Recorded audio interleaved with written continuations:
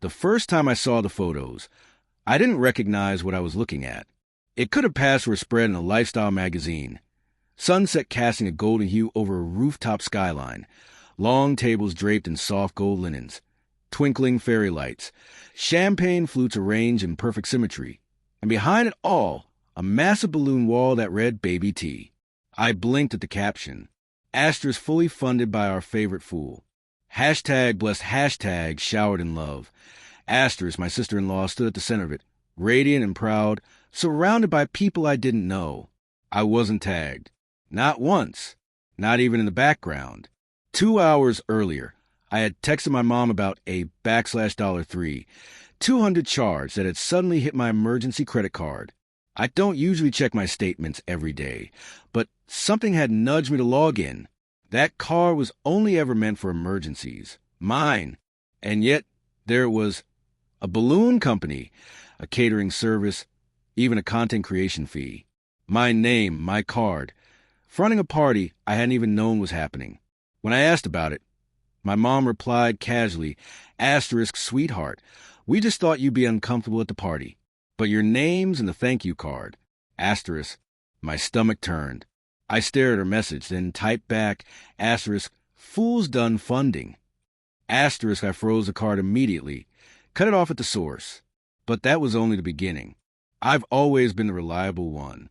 Not in a celebrated gold star way, but in the way a coffee table is reliable. Steady, present, easy to overlook. My younger brother Theo was the adored one. Charismatic, reckless, impossible to stay mad at. The type of person people called a good time, even when he caused a mess. After Dad passed away 5 years ago, I moved back home, helped organize the estate, filed the insurance, paid off the rest of the mortgage. My name was never added to the deed.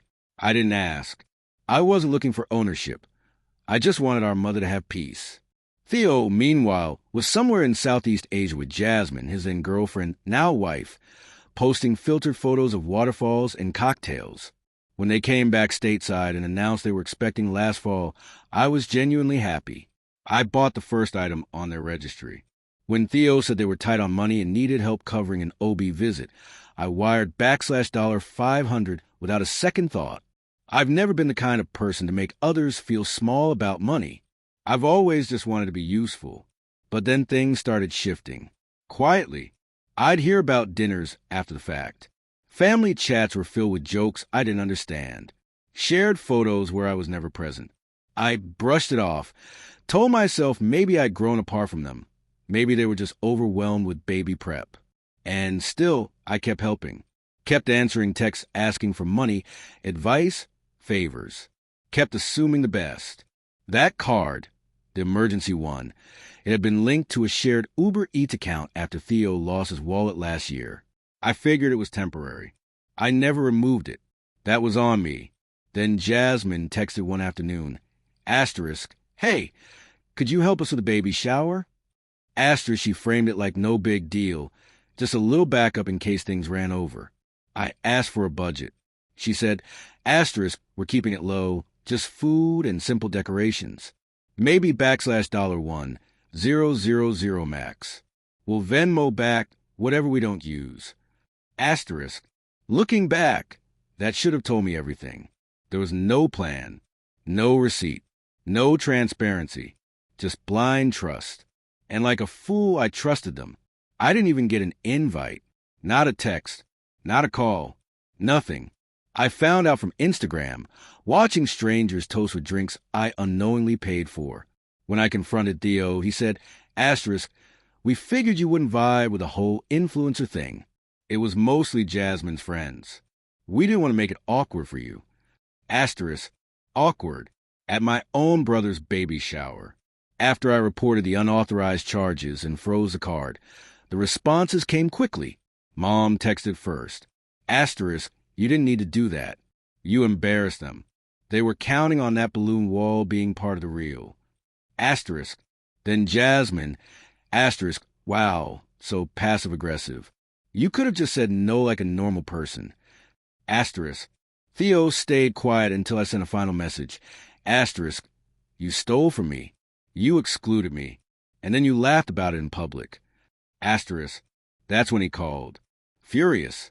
He accused me of playing the victim. Said I was cold and calculating, that I'd waited for the perfect moment to ruin their spotlight. I didn't yell. I didn't defend myself. I just ended the call. Then I filed a police report. Nothing dramatic, just enough to have on record, in case the credit card company needed it. I wasn't looking to burn bridges. I just wanted to be legally disentangled from the mess they made in my name. I blocked Jasmine, left the family group chat. When Mom called again, I didn't pick up. She left a voicemail. Her voice was tight, trembling with disappointment. Asterisk, you've always been so cold. We were just trying to make something special for the baby. You have money. They don't. Asterisk, that line stuck with me longer than I'd like to admit. You have money. Like that was a moral failing. Like having savings meant I owed them something.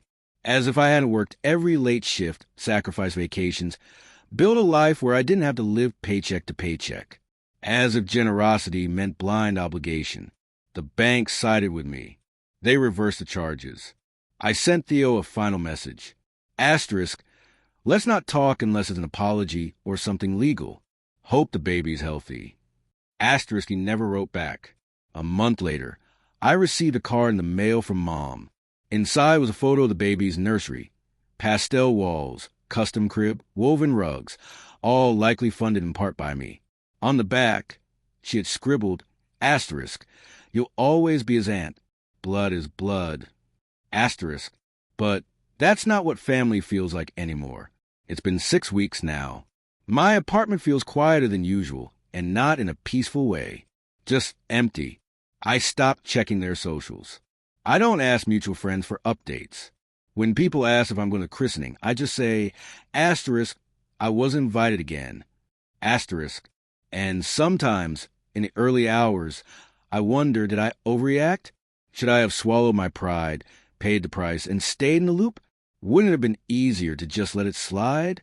But then I ask myself, how many times do you let someone rewrite your role in their life before you stop showing up for the version they've created?